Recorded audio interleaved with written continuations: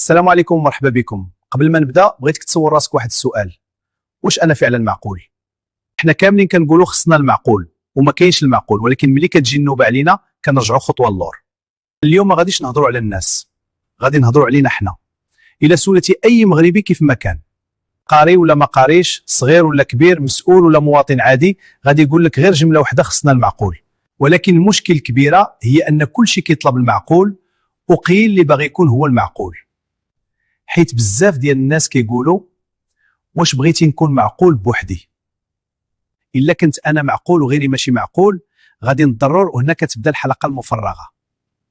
الناس كاملين كيتسناو الاخر يبدا وحتى واحد ما كيبدا. علاش؟ حيت كل واحد كيظن بلي الاخر هو اللي خاصو يتحرك.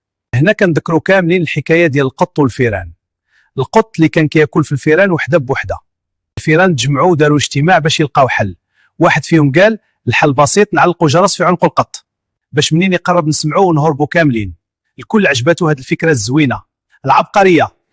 ولكن واحد الفار وقف وقال: الحل زوين، ولكن شكون غادي يعلق الجرس في عنق القط؟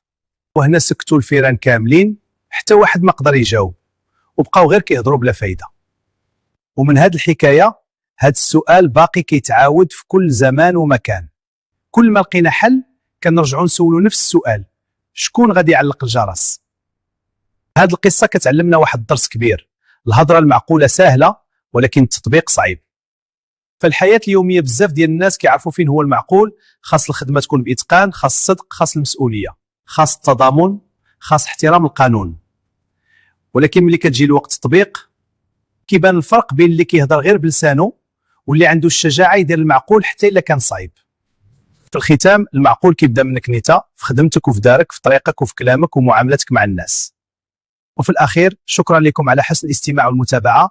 نتمنى يكون الموضوع وصل الفكره ديالو لكل واحد فينا. نضربوا موعد اخر ان شاء الله في موضوع جديد ومفيد. الى ذاك الحين خليك مع المعقول، والسلام عليكم.